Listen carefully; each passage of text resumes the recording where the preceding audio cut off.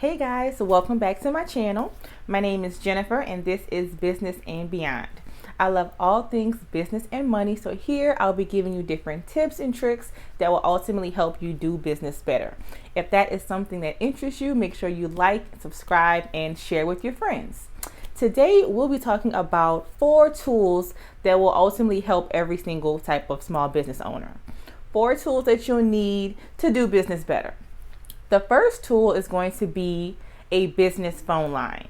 I feel like every single business owner needs to have a business phone line. A phone line that you take business calls only. So that way you don't have to have your personal phone number all over your website, all over social media, and post it everywhere, so you won't be getting random calls all throughout the day. The business phone line can be posted on your website or your social media channels. That way, when someone calls that particular line, you know it's going to be for business purposes or for some sort of business inquiry. The challenge with having only a personal phone line is that when your phone rings, you literally have no idea what type of call it's about to be. It could be a personal call, it can be a business call, it might be a spam call. You really just don't know. So having that business phone line in place will at least allow you to place some sort of boundary so that you'll know, hey, this is a business call. Let me step outside and take this, especially if you're somewhere noisy or if you're in a public place where you need a little bit of privacy. You can step outside and take the call if you know that it's your business phone line ringing. I literally had a situation where I called a business owner trying to get some information on a service, and when the person answered the phone, it sounded like they were at a party. Like, it literally sounded like a party in the background. And they were like, oh, hello. And I'm like, hello? Like, is this, such and such company? And they're like, oh, yeah. And it was just like, I was so confused, and they sounded a little bit confused too. Probably because at that moment they weren't prepared to take a business phone call. But if you have your personal phone line posted everywhere and you're taking business and personal calls, you really have no idea what type of call you're about to take. So the way that my OCD is set up, I need to be prepared for business calls. I don't want to have just random calls all throughout the day, not knowing if it's a personal call or a business call. I like to be prepared for whichever type of conversation I'm about to have.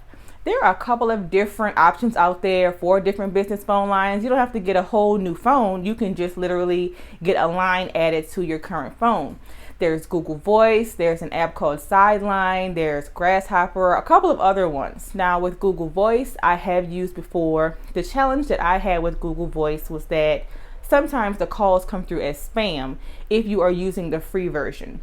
I've actually had someone tell me that when you call out through Google Voice, and sometimes the calls will come through as spam. I know on iPhones, when certain calls come through, on the caller ID, it'll say potential spam or, possibly junk. So that has happened with Google Voice, the free version, before. I'm not sure about the paid version because I don't have personal experience with that one, but Google Voice still is a very good option. Another option that I do have personal experience with is called Sideline, and that one is the one I actually still currently use. I really enjoy it. When it first came out, it was free. Now I believe it's about $9.99 a month, or you can pay annually for a year at a time. I like it because I don't have any issues with it. It does ring different for business calls. You can even set it up to send automated text messages. If you missed a call, you can send automated text messages if someone texts you first.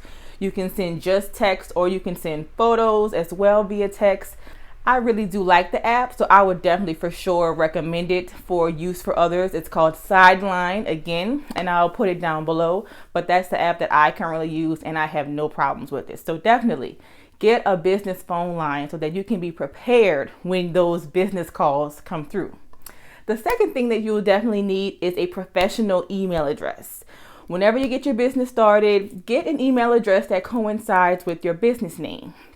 It is really cheap to get a domain through G Suite. That way you can have, your name at yourbusiness.com or info@yourbusiness.com or, questions at yourbusiness.com, so that it'll give you a professional look.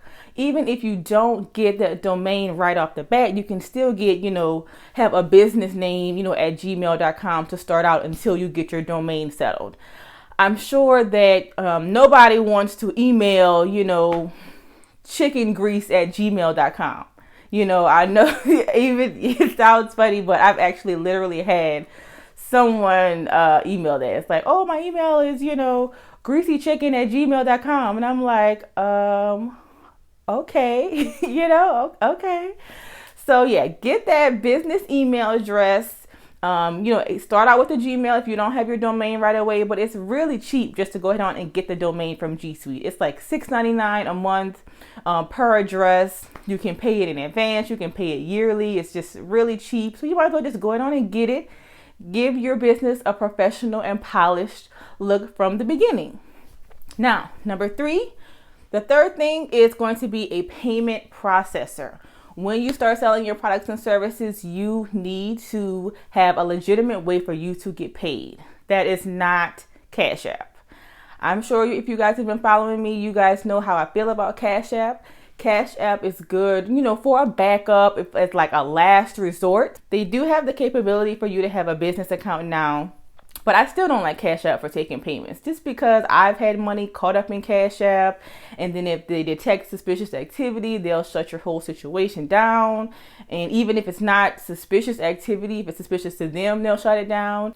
If you have an issue, there's no personal customer service that you can call. You have to email and wait for them to get back to you, and it's just too much. I just don't like it.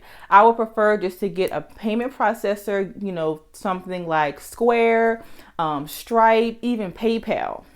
You can get that in place to take payments. It's legitimate. You can set up personalized receipts, all that good stuff. It stores your customer information in there. You can track your sales. It even has, good bookkeeping functions for you to export information when it's time for you to file your taxes, or if you just want to kind of review your financials. Just a payment processor is much better than running your entire business through Cash App. I will 100% promise you. And it's going to be much easier if you're trying to do bookkeeping, or it's going to be much easier when it's time for you to file your taxes as well, just to have a payment processor in place where you can go in and extract the information. So like I said, Square is a good one that I use. Stripe is good as well. PayPal as well. Any one of those will be a great option. An additional tool, number 4, that a business owner will need is some sort of booking site, appointment scheduler, something like that. And this is going to be mainly for if you provide some sort of service. For my service-based people, you definitely want to get some sort of booking site so people can make appointments for whatever type of service that you provide. So if you do hair or do cleaning services, anything that requires an appointment, go ahead on and get you a appointment scheduler. It's going to make your life easier, and it's going to make the potential customer or client's life easier, because you guys don't have to go back and forth through DM checking schedules. You don't have to go back and forth through email trying to figure out, well, are you available on this day? Well, what about this day? Well, what about this time? You don't have to. It eliminates the back and forth conversation. Your customer or your potential client can just go click to see when you're available, book the appointment, they'll get a confirmation, and then you're done. That way you'll get reminders, as well as the person will get reminders as well. So there will be no, oh my goodness, I completely forgot, can we reschedule? In the appointment scheduler, the customer can even just click to reschedule on their own. There's no need to even contact you again. So it'll just streamline that entire process, because people are busy, you're busy, the customer may be busy, and you may intend to, I'll call you back and let you know my availability, but you may forget, or that person may forget to confirm with you. So there's a lot of room for loose strings to be left undone when it comes to the going back and forth in making appointments for whatever type of service. So if you provide a service of any kind, I would definitely suggest you get a booking site. There are a lot of good ones out there that are also free.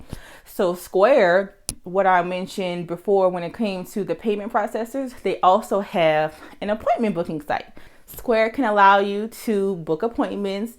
Also, there's Acuity, Calendly. There's so many out there. You just have to figure out which one has the features that are best for you.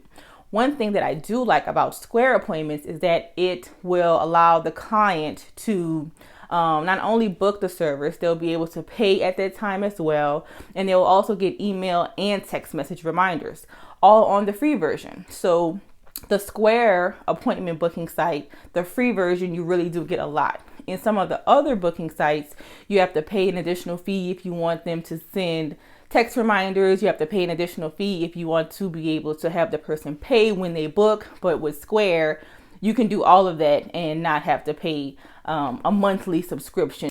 I really do like Square. If you're just starting out and looking for a free option, it's a really, really good option. So I would definitely look into Square if you need an appointment booker. That sums up today's video. I hope that this was helpful for you. If you have questions regarding any of those tools that I mentioned, feel free to drop some comments down below. You can send me a DM on Instagram. You can email me. Any way that I can help you, I will be happy to. Until next time, I will see you guys in the next video. Bye-bye.